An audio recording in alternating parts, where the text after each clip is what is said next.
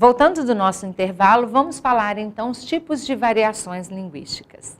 Os tipos de variações linguísticas, então, que a gente encontra, né, dentro da língua. Diferenças de lugar e região. Aqui a gente pode classificar a questão do sotaque, né, e dentro do nosso próprio estado, por exemplo, né, lá no norte do nosso estado, as pessoas não falam com a mesma entonação de voz que as pessoas do sul do nosso estado, que estão mais próximas a São Paulo, né? Nós temos aí dois extremos, uma mais próximo da Bahia e outra mais próxima de São Paulo. Então, os falares aí, a entonação, a diferença de lugar e região aí vai ficar bem clara, são marcas expressivas dentro da língua.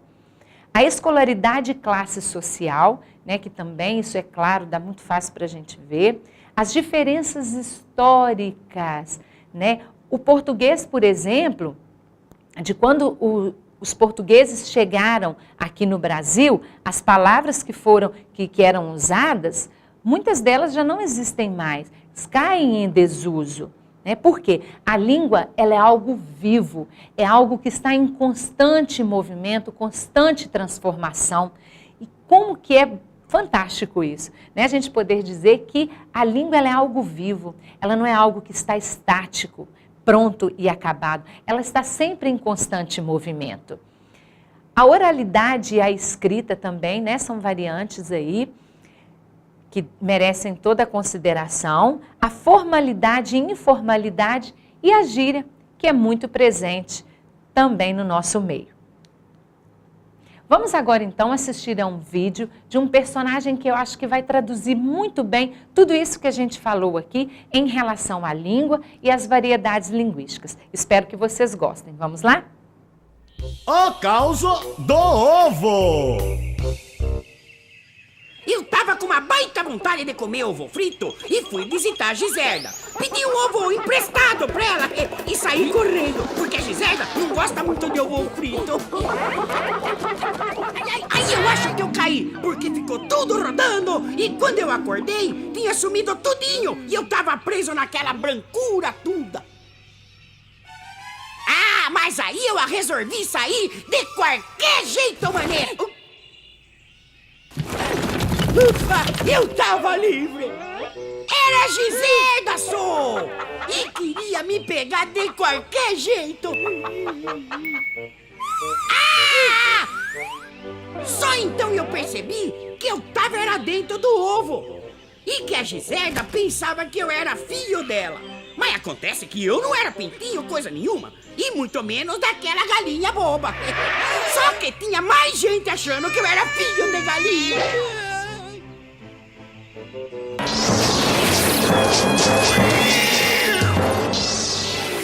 Aí eu percebi que não era tão ruim ser pintinho assim. E até que era bem quentinho debaixo das asas da Giserda. Daí apareceu uma mulherona querendo almoçar a Giserda. Ah, mas eu não ia deixar ninguém fazer mal pra mim, a Giserda. Botei a gandaiona no chão.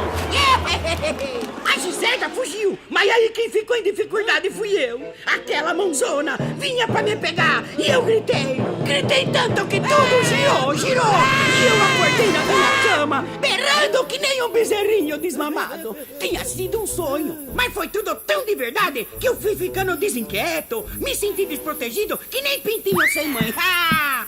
Só voltei a dormir sossegado debaixo das asas bem quentinhas da Giserda. Ela estranhou um pouco, mas foi ela que começou tudo, não foi?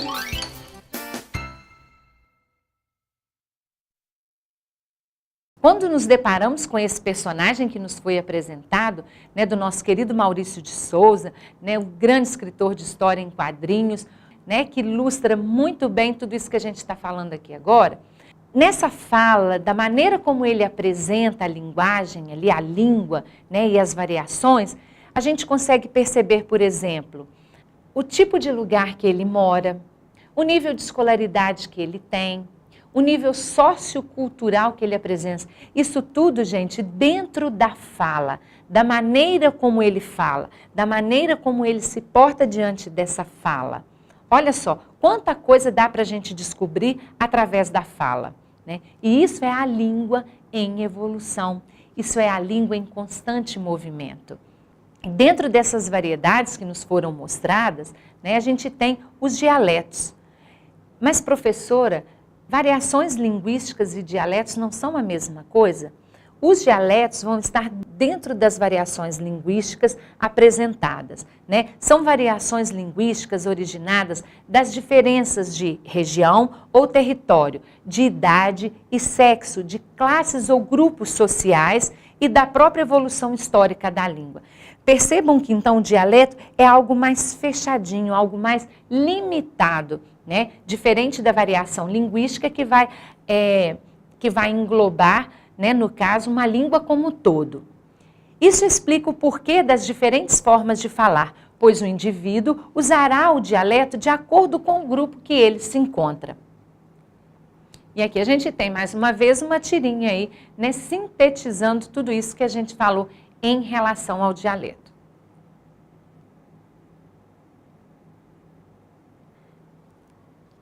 Quando, então, abordamos aí a questão do uso da fala e da escrita, nós vamos ter níveis diferentes, normas diferentes dentro dessa mesma estrutura. No caso aqui, a norma culta, que é uma língua padrão, é aquela de maior prestígio social. É a língua que a gente encontra nos livros, na gramática, a língua que a gente aprende nos bancos escolares, né? É um tipo de variação linguística que se caracteriza por seguir as normas estabelecidas de acordo com a gramática normativa. É falada e escrita em situações que exigem formalidades, ou seja, é algo mais relacionado às regras. Aqui existe o certo e o errado, né, perante a visão da gramática, tá? Então, é importante a gente saber que a norma culta, nós também temos que fazer uso dela. E fazer uso e tomar posse desse uso mesmo. Porque se a gente passa pelos bancos escolares e aprende essa língua padrão, ela não pode ser esquecida. Ela também não pode ser desmerecida. É importante que a gente se atenha a isso e aprenda a lidar com essas normas, né, de maneira mais tranquila também. Aprender as normas e as regras gramaticais não é algo de tamanha dificuldade. Basta a gente se esforçar um pouquinho, ter um pouquinho mais de atenção, que tudo fica fácil.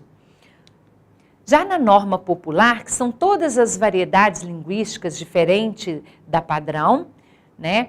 É a variedade linguística utilizada em situações informais, é a língua do cotidiano, é essa língua da maneira gostosa como a gente usa, podendo colocar nela, né, todas as nossas marcas pessoais, tudo aquilo que a gente quer realmente colocar para fora. A língua falada, né, a norma popular aqui, ela nos dá essa oportunidade, ela nos traz mais proximidade, né, com quem a gente está se comunicando.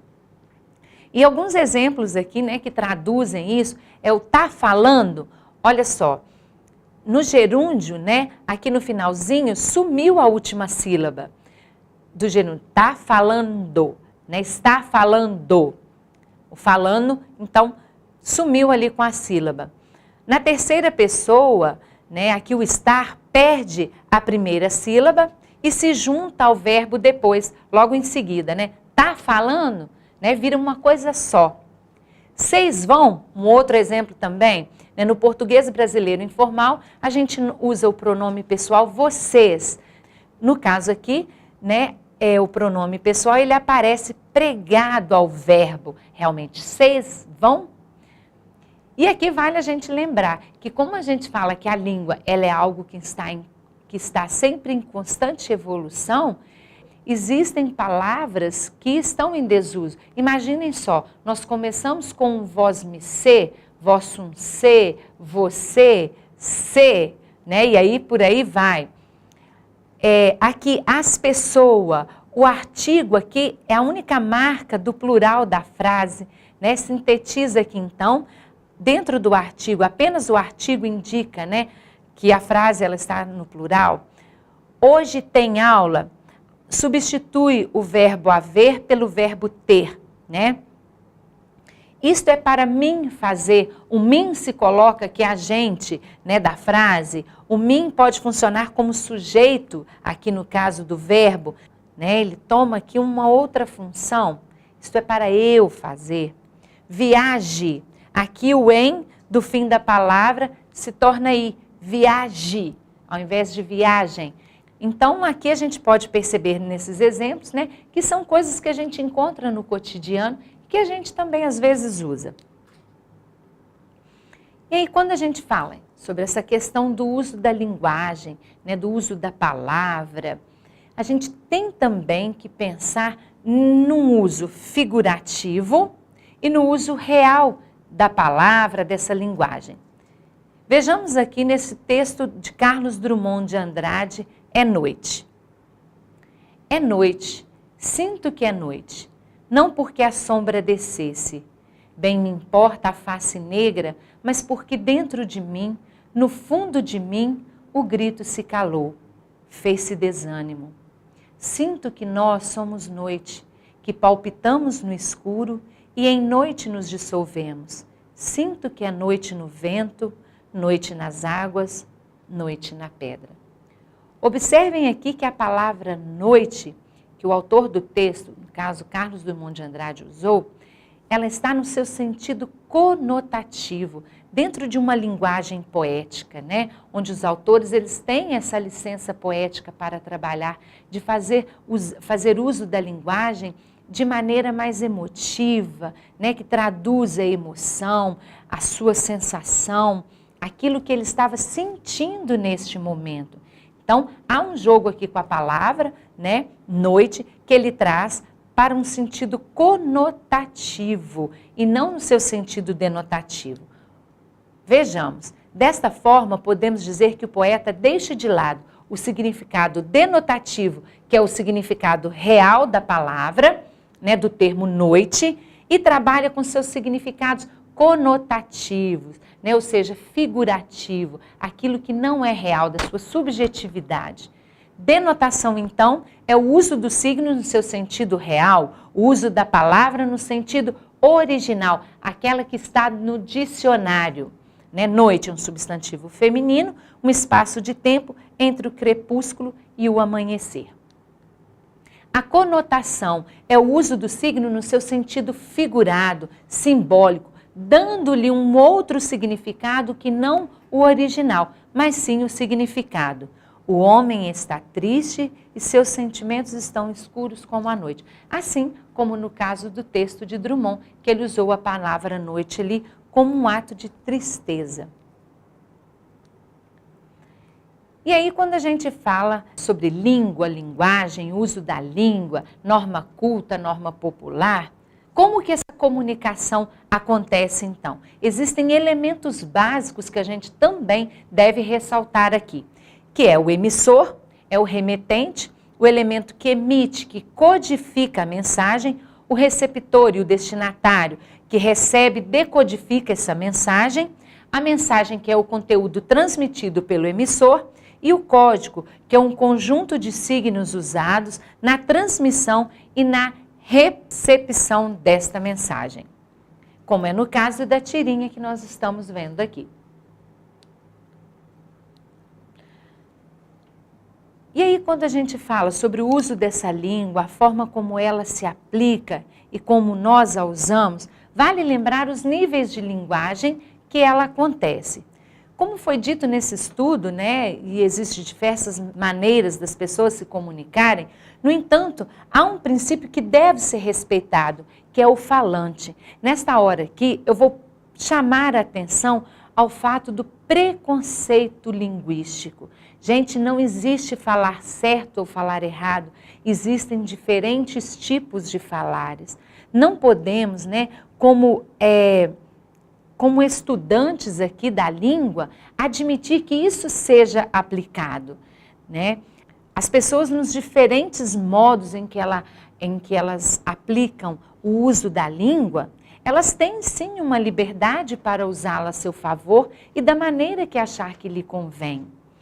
Né? A linguística ela vem exatamente para quebrar essa forma, porque imaginem só, aquela pessoa que não teve acesso à escola, aquela pessoa que não passou, né, por um estudo acadêmico aí, podemos dizer então que essa pessoa ela não estabelece uma relação de comunicação com quem quer que esteja à sua volta? Claro que não podemos dizer isso. Ela já traz consigo a língua que ela conheceu, a língua que ela faz uso. E isso a gente deve ter muito claro, não ao preconceito linguístico. Agora, quando eu aplico essa mesma forma de se comunicar numa linguagem escrita, aí sim eu devo ter um cuidado maior. Por quê? Na língua falada, essa língua que eu uso com mais proximidade, eu tenho uma licença, né? Eu posso me expressar com mais subjetividade. Já na língua escrita, eu tenho sim que obedecer a algumas regras, né? De acordo com o contexto em que está inserido, ou seja, mediante a situação que se encontra no momento. Então, o falante, a gente tem que levar em consideração tudo isso que está ao seu redor, né? O nível sociocultural, o sexo, a idade, a questão histórica da própria língua aí também, né? Que a gente pode dizer. E assim, a gente vai aprimorando aí o nosso conhecimento sobre a língua. E para fechar, então, todo esse nosso bate-papo, né, durante essa videoaula, toda essa nossa conversa, essa nossa comunicação, né, essa relação de linguagem que estamos fazendo aqui, fica a dica de hoje. Ler torna a vida mais fácil. Faça sempre uso de uma boa leitura, porque quem lê não vai desenvolver preconceito, quem lê vai saber fazer uso da língua ao seu favor. E lembrando que o que importa dentro da língua é a comunicação. Fiquem com Deus e até a próxima. Tchau, tchau.